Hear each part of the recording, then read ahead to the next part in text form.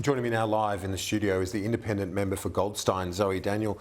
Thanks for your time. We've just had that report on the latest atrocity, the hospital hit, claims from both sides that the other is responsible. Israel says it was another terrorist group that was responsible in Gaza. It was a misfire. The catastrophe, though, more broadly, is at risk, isn't it, of spilling over into a regional conflict? It is. It's really concerning. I think whatever happens next has to be really carefully calibrated by the Israeli government. There are other players in the region who will take advantage of the situation. So Hezbollah in Lebanon, backed by the Iranians, backed by the Russians. There could be cascading impact. I have grave concern at a humanitarian level for civilians in Gaza, but also for Israelis who are still in Israel. This will spill out of Gaza if it continues to escalate.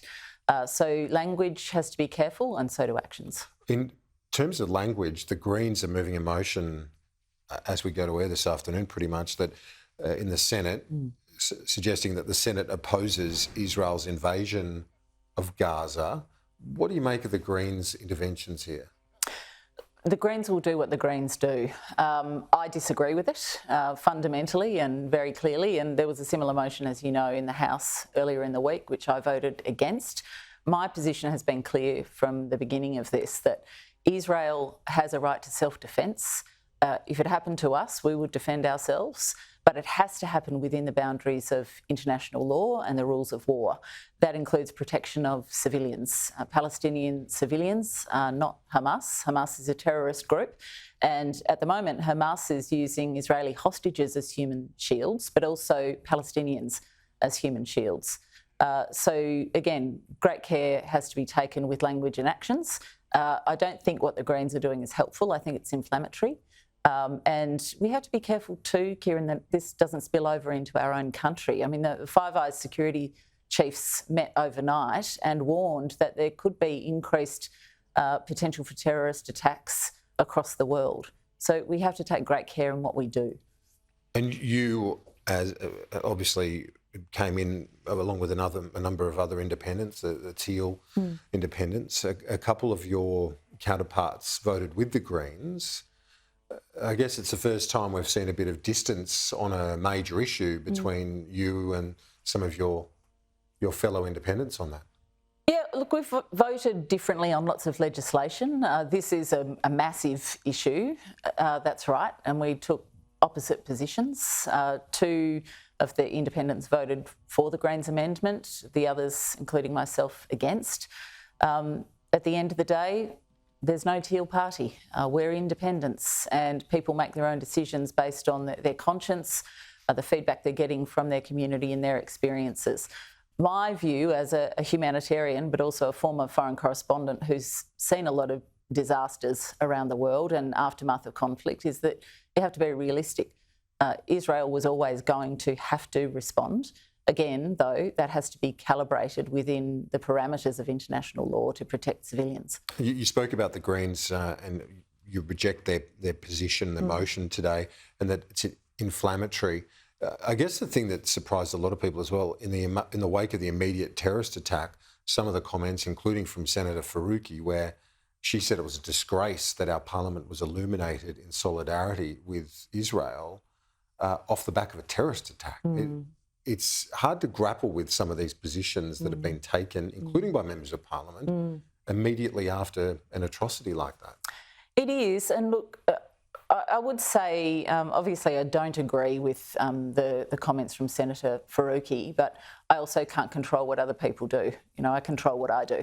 I represent my community, a large Jewish community. I've been very clear on my position on this in regard to Israel's right to self-defence and safety of security of Israeli people, but also the need for humanitarian corridors, for medical supplies, food and water into Gaza. There will be a humanitarian crisis if this doesn't calm, but also, as we've already said, potential to spill over in the region and internationally. A terrible conundrum given how small the area is. They want to root out Hamas, but and as you said, the terrorist group uses its civilians as shields as well. So it's just a diabolical situation right now on all fronts, isn't it? The geography of Gaza is really challenging because, arguably it is absolutely the right thing to do to go in to try to dismantle Hamas. But when they use their own citizens as human shields around hospitals, around schools, around media organisations, there's networks of tunnels, there's tiny streets, there's potentially booby traps, incredibly difficult terrain to have that sort of surgical strike, if you like. But that said, if civilians are in the line of fire, you have to find another way around. That's the law. Yeah, well, it's going to be a tough few months ahead. Sadly, it looks like it'll be a long conflict. Now, your question in question time today to the Prime Minister was on behalf of many of your constituents. It was about the safety of schools, of synagogues, and so on. Were you satisfied with the response he gave? Well, it'll depend when the money flows to those organisations in order for them to ramp up their security. I do appreciate the government's swift action on this, though. A lot of Jewish organisations, but also mosques and other religious institutions do have to have extra security.